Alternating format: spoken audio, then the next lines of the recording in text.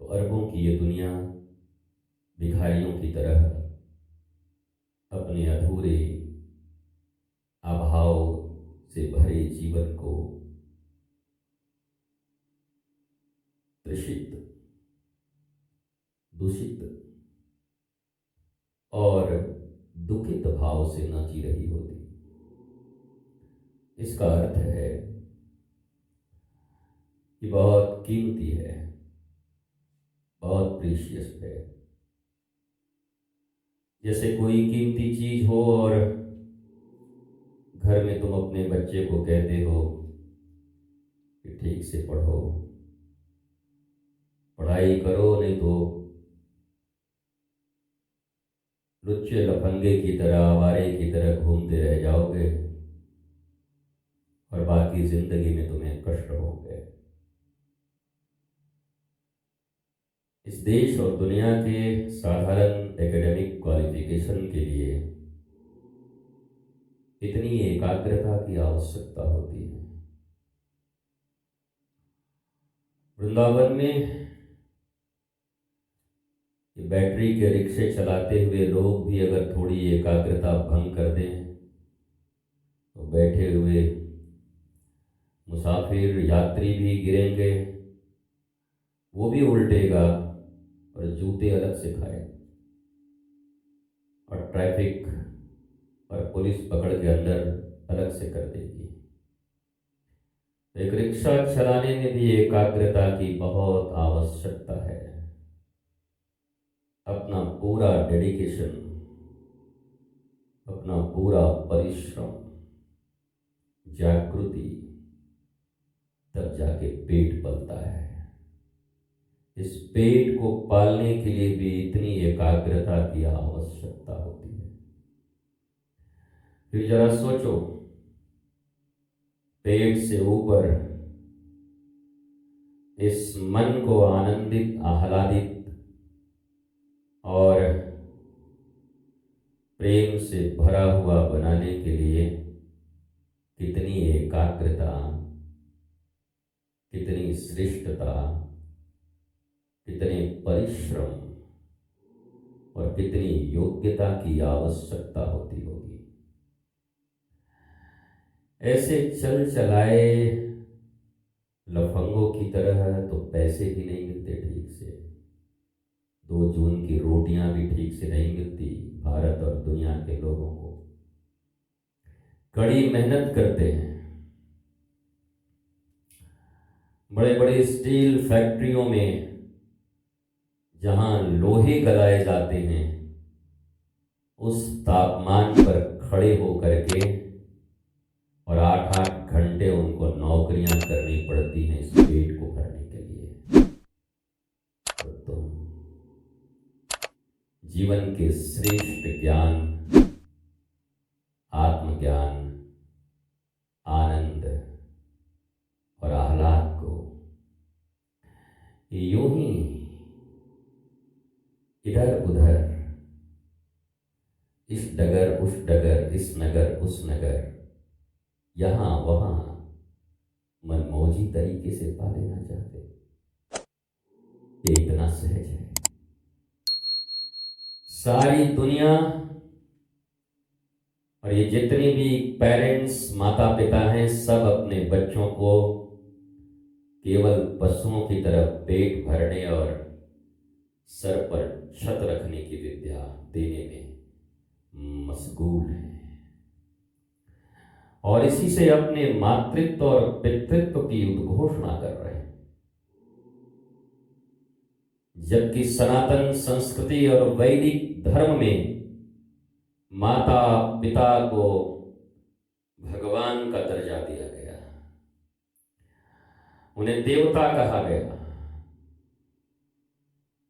और तुम्हें जानकर यह आश्चर्य होगा, ये करने वाले कोई और नहीं तथाकथित धार्मिक लोग ही हैं।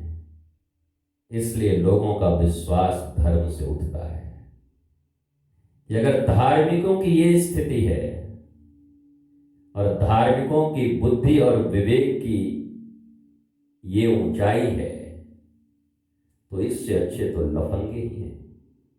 आवारे और असुर ही हैं।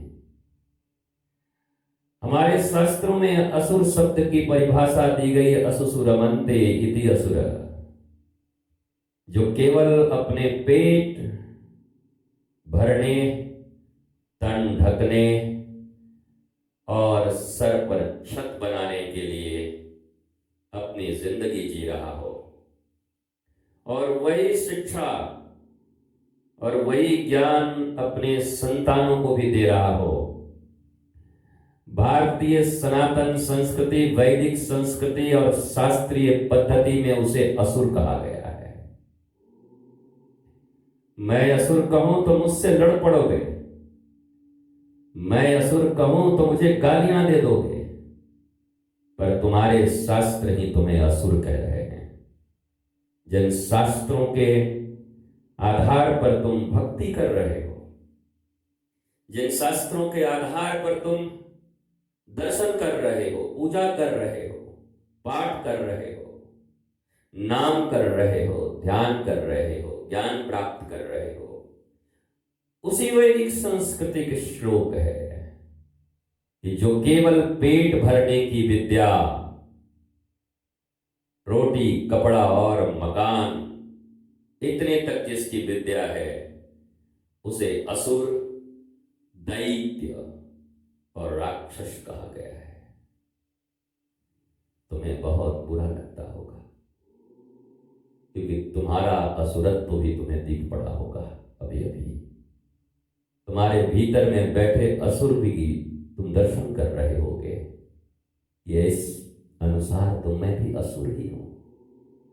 निश्चित ही हो।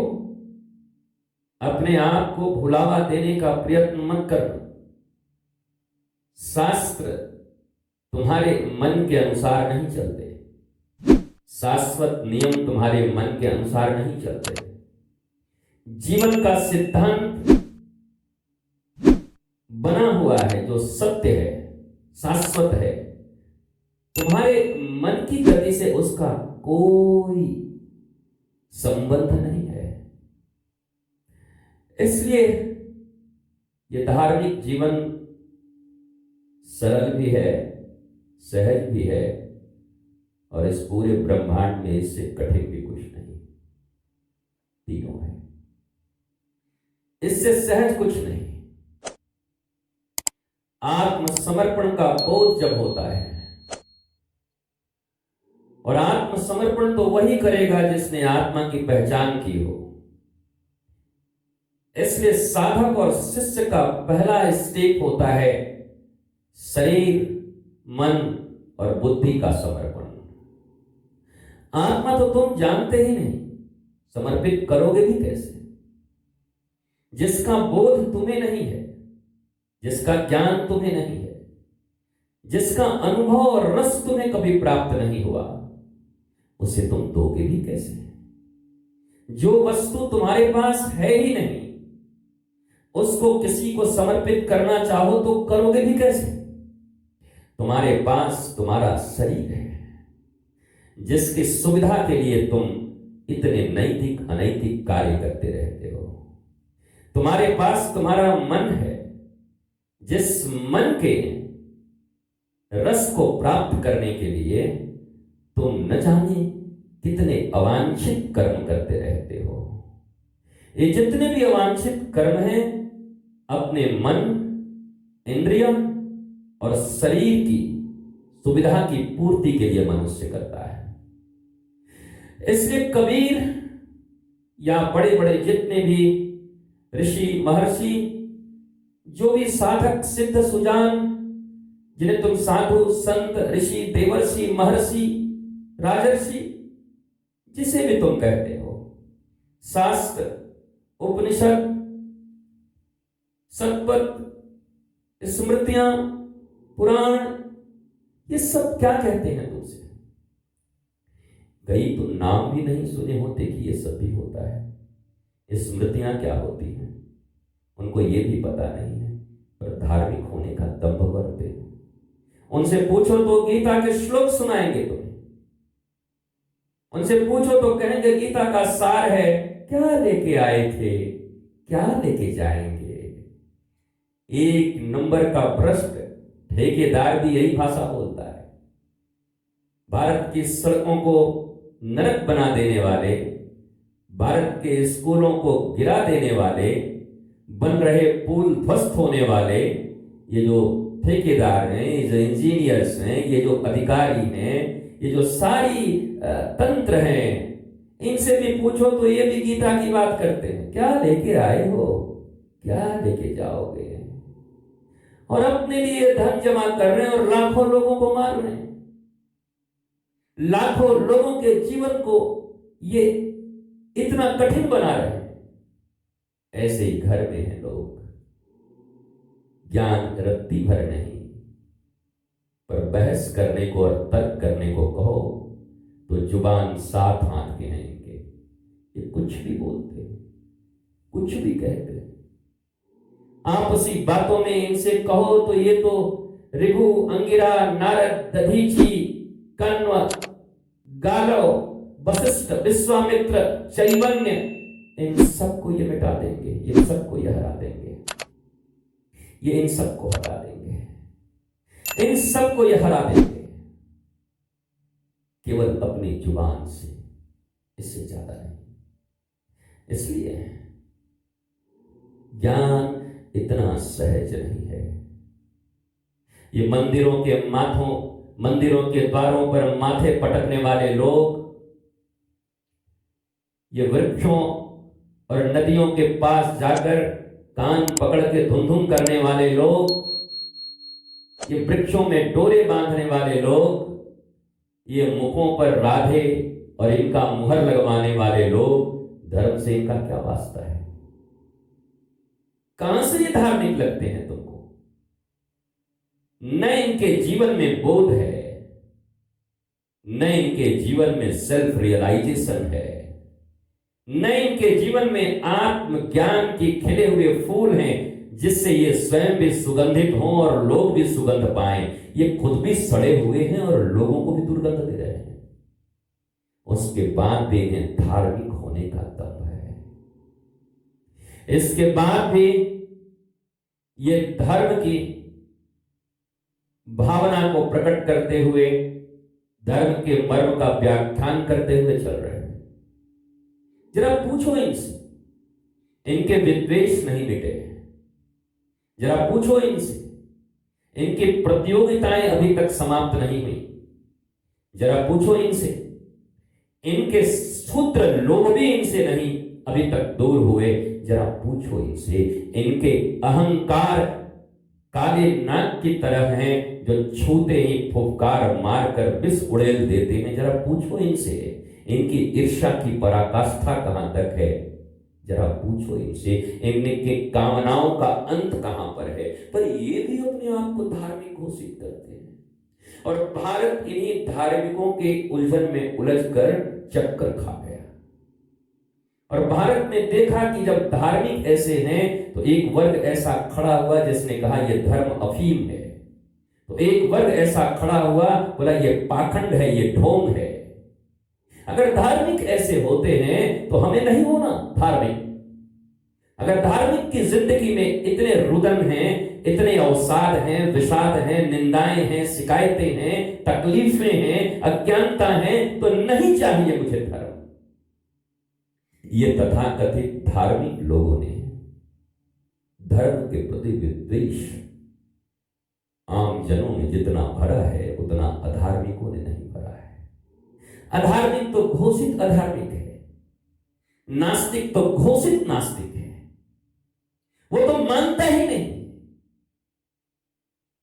लेकिन तुम धार्मिक हो, तुम आस्तिक हो, तुम आस्थावान हो, तुम पूजाएं करते हो, तुम पाठ करते हो, लेकिन तुम्हारा जीवन इतना दुर्दशाग्रस्त, इतना अभावग्रस्त, पैसे न होना, धन न होना, इसे मैं दुर्दशा नहीं कहता, क्योंकि वो तो सुदामा के पास भी नहीं है, क्योंकि वो तो धन्ना जाट के पास भी नहीं है, क्योंकि वो कबीर, नामदेव, सांवता माली, गोरा कुम्हार और ये गोबर की कंडे बनाने वाली जनाबाई इनके पास भी नहीं है। पर इनकी धार्मिक ऊंचाइयां आज पूरे विश्व को प्रभावित कर रही हैं। जितने भी धार्मिक लोग हैं इनके नाम के शपथ और सौगंध खा रहे हैं। और एक तुम भी दुर्दशाग्रस्त हो, न पहनने को चप्पल है, न ढकने को तन पे बहुत सारे कपड़े हैं, न तुम्हारी अनंत इच्छाओं और कामनाओं के लपलपाते जीभ को खाने के स्वादिष्ट तुम्हारे पास भोजन भी नहीं है। लेकिन तुम में और सुदामा में और जना में और कबीर में और रैदास में कितना अंतर है। बात अमीरी और गरीबी की नहीं, बात धन और निर्धन होने का नहीं है। बात तुम्हारे इस अक्षर ज्ञान और निरक्षर होने का भी नहीं है। इनमें से ज्यादा लोग निरक्षर ही थे, पढ़े भी नहीं थे। बात केवल आत्मज्ञान का है, बात केवल समर्पण का है, बात केवल डेडिकेशन एकाग्रता की है। बात उस चित्त की है कि मुझे सिद्ध होना है। उनमें एक चित्त था। देखते हैं दुनिया में कितनी तकलीफें, देखते हैं ये इंद्रियां कितना सताती हैं, देखते हैं ये शरीर कितना मुझे मजबूर करता है अन्याय करने को, चोर बनने को। ये शरीर, ये इंद्रियां कितने मजबूर करते हैं मुझे गलत पथ पे जाने को। पर इन सबों ने न इंद्रियों को जीतने दिया, न शरीर की सुविधा को जीतने दिया, न मन को जीतने दिया, न बुद्धि को जीतने दिया। इनके चित्त में एक आत्मज्ञान के प्रति जो समर्पण था, जिसे हम एकाग्रता कहते हैं, एकाग्र, एक को अग्र कर दिया। प्रहलाद के जीवन में नारायण एकाग्र है। हिरण्यकश्यप पूछता है कि इसमें भी भगवान है। बोला तेरी बुद्धि खराब हो गई है, असुर श्रेष्ठ हर जगह है। क्योंकि एकाग्र कर दिया प्रहलाद ने, एक जगह पर एक ज्ञान बस प्रहलाद के जीवन में है, जिसको आगे किया फिर मन की न सुनी, फिर शरीर का सुविधा असुविधा न देखी। जलती हुई आग में जब बुआ लेकर बैठती थी तो प्रहलाद इतने भी बच्चे नहीं थे कि उनको पता नहीं था कि जलाने के लिए बैठा जा रहा है। तुरंत क्षमा मांग लेते, पिताजी क्षमा कर दीजिए, अब मैं आपकी हर बात मानूंगा, जलाइए मत। पर प्रहलाद ने एकाग्र कर दिया है, शरीर जलाओ कि जलाओ, तुम्हारे शरीर की तो बात छोड़ो। जीव के रस को अगर एक वक्त रोक दिया जाए तो तुम धर्म की, धर्म पुरुष की, ज्ञान की ऐसी तैसी कर दोगे। तुम्हारे मुख से अजस्र निंदाओं के स्रोत फूट उठेंगे। ऋषियों के मुख से गंगा बहती, ज्ञान की गंगा, और तुम्हारे मुख से निंदा की नाले बहने लगेंगे। 2 ही मिनट में, चौथे मिनट भी नहीं लगेंगे। जो है भीतर उसका स्रोत फूट उठेगा, क्योंकि आत्मज्ञान से ही व्यक्ति के भीतर गंगा नहीं नाले ही हुआ करते हैं। उनके भीतर कभी पवित्रता नहीं, कूड़े और कचरे ही हुआ करते हैं। इसलिए जब वो थोड़े से भी व्यथित होंगे, अभाव में होंगे, तो उनके सूटकेस खुल उठेंगे और सूटकेस से इत्र की सुगंध नहीं बल्कि नालियों के दुर्गंध फूट पड़ेंगे। और फिर वो कहते हैं कि मैं तो अच्छा था, मुझे मजबूर कर दिया इन्होंने। मैं तुमसे कई बार पूछता हूं, तुम्हारे सूटकेस में, बैग में अगर नाली की मिट्टी रखी हो, गंदगी, और ताला लगा के तुमने रखा हो, एयर टाइट सूटकेस, और किसी ने ताला खोल दिया, तो गंदगी तुम्हारी थी कि खोलने वाले की? और तुम्हारे सूटकेस में इत्र है और किसी ने खोल दिया, तो इत्र उसका है या तुम्हारा है? तुम्हारे भीतर जो होगा वही तो बाहर आएगा। तुम भीतर में नालियां क्यों रखे हो? तुम भीतर में इतने दुर्गंध क्यों रखे हो? एक निमिष, एक क्षण अगर तुम्हारे मन के विरुद्ध कर्म हो जाए और वार्ता हो जाए तो तुम्हारे दुर्गंध फूट पड़ते हैं, माहौल को विषाक्त कर देते हैं। इर्द गिर्द रहने वाले जो साधना के भी या सिद्धि के भी विद्यार्थी के रूप में हैं, उनके भी तन मन को तुम ऐसा भंग कर देते हो, स्वयं तो डूबेंगे ही सनम, सबको ले डूबेंगे। ये धार्मिक लोग हैं, ये धर्म के नाम पर जी रहे लोग हैं, और सारा भारत और सारी दुनिया इसी धर्म को धर्म मानकर धार्मिक और अधार्मिक दो भागों में लोग बट गए। कभी कभी मुझे लगता है अधार्मिक लोगों के बीच अगर जाया जाए तो उसमें कुछ बड़े अच्छे धार्मिक मिल सकते हैं, क्योंकि वो बड़े सिद्धांतवादी होंगे, क्योंकि वो निश्चयी होंगे, क्योंकि वो कैसे होंगे बोला, उस उंगली माल की तरह होंगे। बस एक बुद्ध की आवाज अगर उन्हें लग गई, एक बुद्ध की वाणी एक क्षण के लिए अगर उनके हृदय को स्पर्श कर गई, तो अधार्मिकों और भयंकर असुरता की श्रेणी में खड़े लोग भी संतत्व की पराकाष्ठा को प्राप्त हो सकते हैं। पर जिनके भीतर द्वंद्व है, जो दिखना तो चाहते हैं धार्मिक पर होना नहीं चाहते, ये लोग खतरनाक हैं। दिखना चाहते हो या होना चाहते, दिखाना चाहते हो कि मैं हूं या हो उठना चाहते हो? दिखाने में तो तुम्हें बहुत कठिन परिश्रम करना पड़ेगा। एक तो तुम हो नहीं, दूसरे तुम्हें दिखाना है, बड़ी कठिनाई है। एक न होने का दुख अलग से भोग रहे हो, क्योंकि अगर तुम धार्मिक नहीं हो, आत्मज्ञानी नहीं हो, तो निश्चय ही तुम जल रहे होगे, निश्चय ही तुम तकलीफ में, अभाव में होगे। तो ये दुख तक तो तुम्हारे भीतर है ही, ऊपर से एक काम और तुमने ओढ़ लिया, मुझे दिखाना है कि मैं धार्मिक हूं। ये दोहरा मार अपने आप को क्यों मारते? मत मारो। इससे बेहतर है तुम आत्मज्ञानी होने की तरफ बढ़ उठो। इतनी कठिनाई तो वहां भी नहीं है कि नहीं हो और होने का दिखावा करना है, यहां बड़ी कठिनाई है।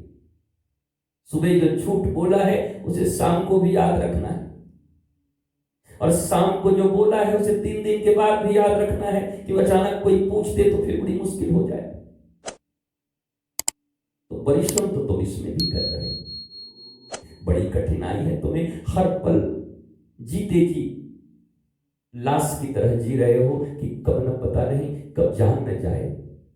हे भगवान, मैं धार्मिक न हूं, कब जान न जाए। ये डर तुम्हें सता रहा होगा, इस भय में तुम जी रहे होगे। और याद रखो, आत्मज्ञान और धार्मिक होने का पहला लक्षण है निर्भीक होना, अभयत्व की उपलब्धि। अभय, निर्भय, वो तुम नहीं हो, तुम भयभीत हो हर कदम पर।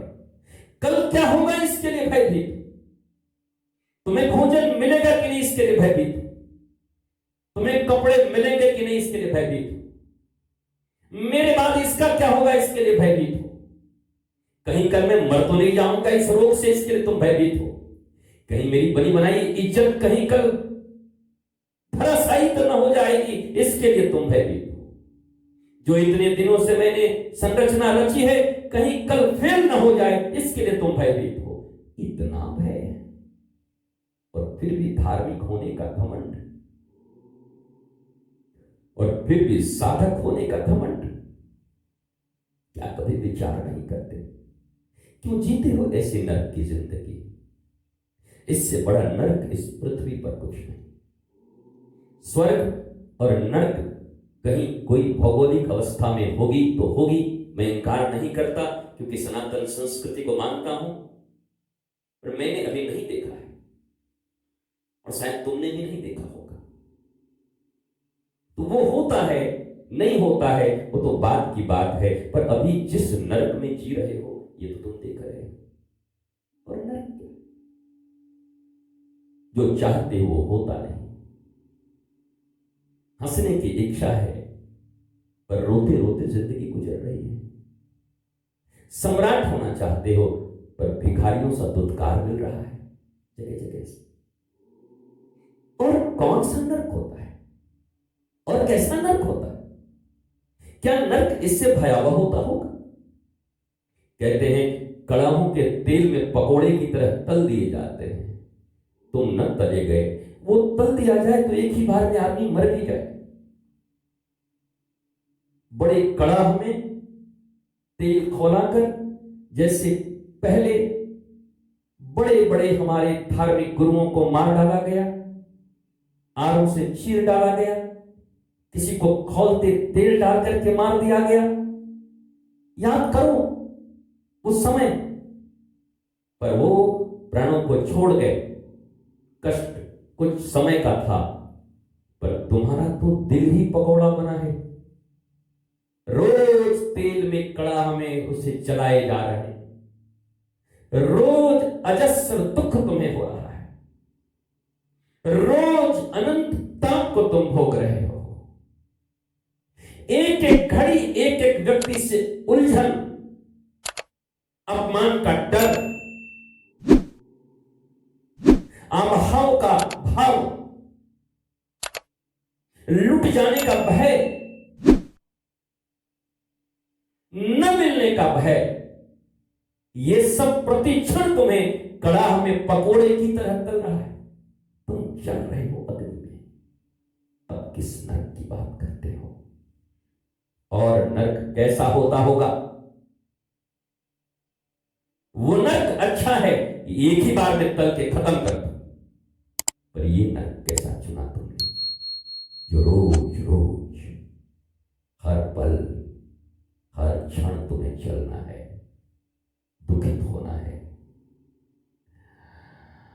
हर क्षण तुम्हें भयभीत रहना है, हर क्षण तुम्हारी आशाएं, अनंत आशाएं निराशाओं में परिवर्तित हो रही हैं। ये नरक कैसा है? गुरु के चरण में अगर आकर इस नरक से भी मुक्ति नहीं मिली तो क्या ही गुरु ग्रहण किया? तो क्यों ही धर्म की शरण में आए? तो क्यों ही शास्त्रों के पन्नों को उल्टा? तो क्यों ही बैठे इन कथाओं में? तो क्यों ही किया इन अनुष्ठानों को जो तुम्हारे जीवन के इन नर्क को मिटाने में समर्थ नहीं? शंका करो, ऐसी जगह पर त्यागो ऐसे गुरु को। तुम्हें भी यहां तकलीफ हो तो त्यागो मुझे अभी के अभी, शायद कोई नवीन राह मिलता होगा, शायद कहीं और एक विराट आह्लादित जीवन तुम्हारा इंतजार करता होगा। क्योंकि ये दर्द और ये भ्रम जीवन में न रह जाए कि मैं तो अच्छा था पर मुझे अच्छा गुरु ही नहीं मिला। तुम ढूंढ लो, जीवन बड़ा है, जीवन विराट है। तुम जन्म लिए तब किसी और के साथ थे,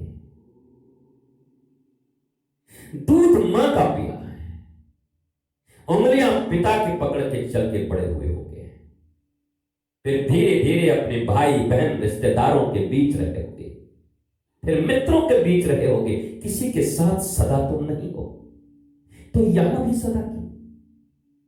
ढूंढो, कहीं तुम्हारे पंख को परवाज देने वाला कोई शायर मिल जाए। या तो वास्तव में तुम पंख लगाकर उड़ जाओगे, या फिर तुम्हारा भ्रम टूट जाएगा कि मुझे गुरु और गुरुद्वार नहीं बदलना, मेरे नरक के विचार और मन मुझे बदलने हैं। इन दोनों में एक चीज तो तय हो जाएगी, और यह तय करना प्रत्येक मनुष्य की जिम्मेवारी है। जीते जी भूल में मत रहो, गफलत में मत रहो, खुलो, जियो, अवसर दो इस छोटे से जीवन को। 70 से 80 साल का जो जीवन है उसे अवसर दो। क्यों लाइबिलिटी बन रहे हो खुद पे? क्यों लाइबिलिटी बन रहे हो किसी और पे? खुलो, जियो। भ्रम तो टूटे, यद्यपि कभी टूटेगा नहीं, यही तय है। ऐसे लोगों के भ्रम नहीं टूटते, सांसों की लड़ियां टूट जाती हैं। ढूंढते ढूंढते एक दिन अचानक पानी के बुलबुले की तरह फूट जाते हैं, पर दुख नहीं मिटता, पर भय नहीं हटते, पर अभाव नहीं छोड़ता उन्हें, पर शिकायतें उन्हें कभी नहीं छोड़ती। इसलिए आत्मसमर्पण तो बाद में करना। यह शब्द बड़ा खतरनाक है। लोग कहते हैं आत्मसमर्पण करो। पुलिस भी जब अपराधी को कहती है बोला हैंड्स अप, तो हमारे यहां वो शब्द है बोला आत्मसमर्पण कर दिया। आत्मसमर्पण, चोर को आत्मा के बारे में पता है, चोर आत्मा समझ गया। बड़े बड़े साधक सिद्ध सुजान को आत्मा पता न चला और चोर आत्मा पकड़। आत्मसमर्पण, ये शब्द भी कैसे बनाए हमारे? इन शब्दों ने बड़ा झोलझाल किया है। इन शब्दों ने बड़े लोगों की बुद्धि भ्रष्ट की है। इन शब्दों के जाल में उलझकर कई बार मनुष्य के कई वर्ष निकल गया, पता ही नहीं चलता। आत्मसमर्पण, चोर ने आत्मसमर्पण किया तो ये तो तय हो गया कि चोर आत्मा को जानता होगा। मैं तो 50 बार प्रणाम करूं पहले उसको गुरु रूप में कि भाई तू आत्मा जानता है, तो समर्पण किया। कोई आत्मा का समर्पण नहीं करता। मजबूरी में जब कुर्की जब्ती हो जाती है, घर के किवाड़ उठा लिए जाते हैं, घर के माता पिता को पकड़े जाने लगता है और सूट कर देने का ऑर्डर हो जाता है, तो मजबूरी में छुप छुपा के आके शरीर प्राण बचा करके कि जान बचे तो लाख उपाय, लौट के बुद्धू फिर जेल से आए, फिर तो निकलेंगे, लेकिन बाहर रहेंगे तो ठोक न दे कोई, इसलिए आता है। शरीर बचाने के लिए वो आकर समर्पण करता है। शरीर समर्पण। तुम तो चोर भी नहीं हो ठीक से। गुरु के सामने तुमने कभी शरीर का भी समर्पण नहीं किया, मन का भी समर्पण नहीं। बुद्धि तो तुम्हारी ऐसी कुतर्की है, ऐसी अशुद्ध कैंची कि पता नहीं किसको किसको कुतर दे। तो समर्पण क्या किया तुमने? कभी सोचते नहीं कि आए थे आत्मसमर्पण को और पहली सीढ़ी पे ही अटक गए। आज ये मत खाना, ये ठीक नहीं है, उचित नहीं है, तो पार्सल मंगवा के भकोस लिया मुंह में। जीव पर कंट्रोल और समर्पण की चर्चा, भक्ति की चर्चा, शिष्य और गुरु के संबंध किस ख्याल में उड़ रहे हो? कहां हो? किसको धोखा दे रहे हो? किसको? क्यों अपनी इस अमूल्य जिंदगी को ऐसे नष्ट कर रहे हो? क्रोध में अबोध बनकर, बोधहीन होकर, अपने ही जीवन के आनंद के अवरोध को उत्पन्न कर रहे हो।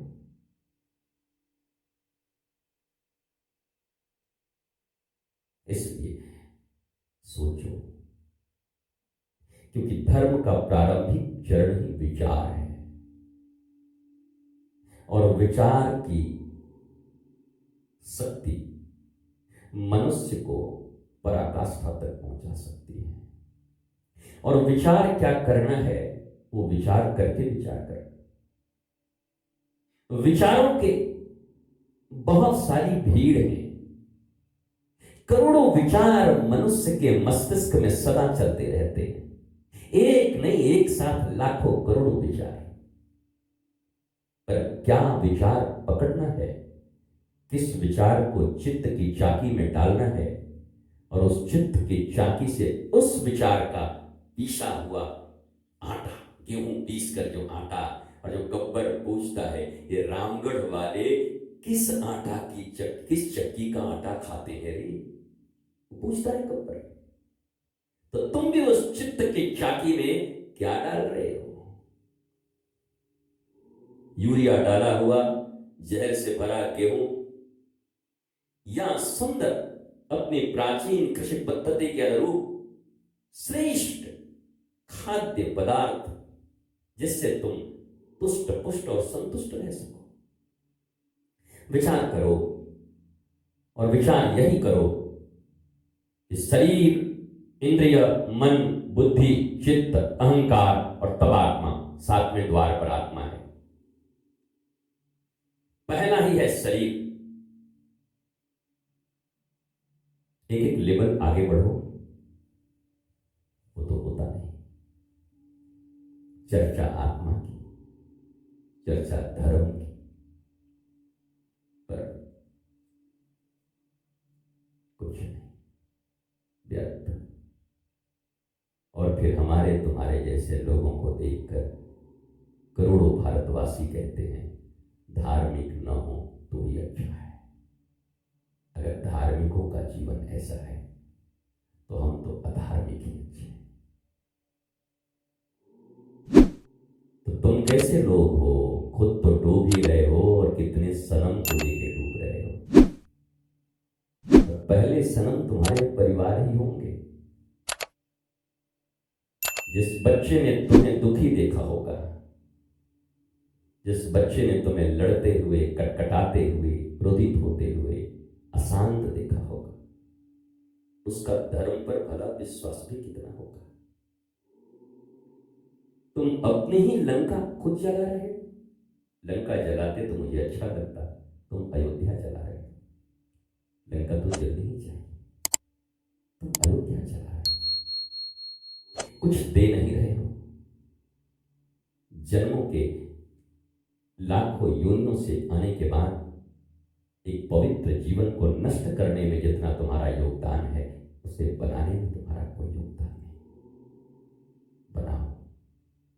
मां हो तो बनाओ, पिता हो तो बनाओ, अग्रज हो तो बनाओ, रिश्तेदार हो तो बनाओ, मित्र हो तो बनाओ, आचार्य हो तो बनाओ।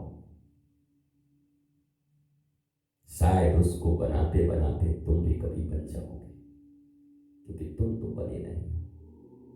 संतानों को बनाते बनाते तुम बन सकते हो, एक प्रक्रिया ये भी है। उन पर दया करो। वो कच्चे बांस में, मिट्टी में गिरे, उनको अपने जैसे दुर्जन मत बनाओ। अभाव, अहंकार, ईर्ष्या, भय और तकलीफों का कुआं मत बनाओ। उन्हें विराट बनाओ। संकीर्णता से उनकी बुद्धि हटाकर विराटता की ओर उनको ले जाओ। जब तुम किसी अधार्मिक, शारीरिक, इंद्रिय या मन के आचरण के साथ अपने संतानों के साथ खड़े होते हो, तो वास्तव में तो उनके साथ नहीं खड़े होते, उनके विरोध में तुम्हारा वो पहला कदम होता है। जिस किसी भी प्रकार से उनके केवल सारे इंद्रियोचित, बुद्धिचित और मन के विकारों के साथ तुम खड़े हो जाते हो, उसी दिन पहला कदम होता है अपने ही जन्म दिए हुए संतानों के विरोध में तुम खड़े हो जाते हो। उनके साथ नहीं खड़े। ये साथ खड़ा होना ही विरोध है। और उस जगह पर सुनीति मैया की तरह अपने ही बेटे को गोद में उठा कर कहे तो पागल हो गया है, बार बार सौतेली सौतेली सौतेली चिल्ला रहा है। तुम तो आत्मज्ञान देने वाले गुरु को भी गालियां दे देते हो, उन्हीं को दोषी ठहरा देते हो। जरा सोचो, जिस स्त्री के आने के बाद अपनी पहली पत्नी को नौकरानी बना दिया उत्तानपाद ने, सर्वेंट क्वार्टर में रख दिया, बेटे को अभाव में रख दिया, जो कभी महारानी हुआ करती, उस सौतेली माता ने, जिसने सुनीति और ध्रुव के जीवन को जीना मुश्किल कर दिया था, उनके जीवन में दुख भर दिए थे, उस माता ने भी जब ध्रुव के प्रति घनघोर अपराध किया तो सुनीति माता ने अपने संतान का पक्ष नहीं लिया, क्योंकि उस समय ध्रुव उबल रहा था। तुम कथा सुनने के लिए योग्य नहीं हो, कथा सुनकर भी तुम कथा के विपरीत चलने वाले लोग हो। कोई मॉरल राइट नहीं है तुम्हारा कथा सुनना। और सुनीति कहती है, सुन सुन सुन सुन सुन, बाबा टैं रो रहा है, उल्टे पलटे, चुप कर, एक सब मत बोल सुरुचि के खिलाफ, क्योंकि मैं तुझे पिता के गोद तक न बिठा पाई अपनी मां होकर, पर वह रे सुरुचि मैया जिसने तुझे परम पिता के गोद का मार्ग बता दिया। मैं तेरी असली मां नहीं, वही तेरी असली मां है। सुनीति अपने संतान के पक्ष में खड़ी है, पर विरोध में बोल रही है। तुम अपने संतान के पक्ष में बोल रहे हो, पर उसके जिंदगी के विरोध में खड़े हो। यह अंतर जिसे समझ आ जाएगा, वो अपने ही हाथों बनाए अपनी मूर्ति को तोड़ने से बच जाएगा, अपने ही हाथों अपने जन्म दिए संतानों की जिंदगी को दुश्वारियों में धकेलने से, इस पाप से बच जाएगा। और ये भी पाप है, इसको मत समझना। अपने ही जन्म दिए संतान को नालायक बनाना, अपने ही जन्म दिए संतान को ईश्वर के पद से विचलित करना, अपने ही जन्म दिए संतान को असुसु रमन्ते इति असुरा के पथ पर भेज देना, यह भी घोर अनर्थ। और तुम बचोगे नहीं। ये मत सोचना कि मम्मी हो तो बच जाऊंगी, क्योंकि हमने जन्म दिया है, दूध पिलाया है, बचोगी नहीं। असुरों की कोई मम्मी बची नहीं आज तक। ये अहंकार मत रखना कि मैं मां हूं तो मैं बच जाऊंगी, और मैं पिता हूं तो मैं बच जाऊंगा। दुर्योधन का कोई पिता आज तक बचा नहीं है, दुशासन का कोई पिता आज तक बचा नहीं है, तुम भी न बचोगे। प्रकाश कि धर्म के क्षेत्र में रहते हुए, कुरुक्षेत्र का जीवन जीते हुए, तुम्हें श्री कृष्ण के द्वारा बोली गई वो वाणी गुरुवाणी के रूप में याद हो जाए तो बचने के अवसर है तुम्हारे पास। मुझे पता है तुम भी कुरुक्षेत्र में भी हो और धर्म क्षेत्र में भी हो। धर्म क्षेत्र कुरुक्षेत्र है, पर अर्जुन बावड़ा तो न हुआ। दोनों क्षेत्र तो उसके पास भी थे, पर उसने कृष्ण वंदे जगत गुरु की बातें सुनी, और सुना ही नहीं, अपनाया। अपनाया ही नहीं, अभ्यास किया, और फिर कहा नष्टो मोह स्मृति विमुक्त हुआ।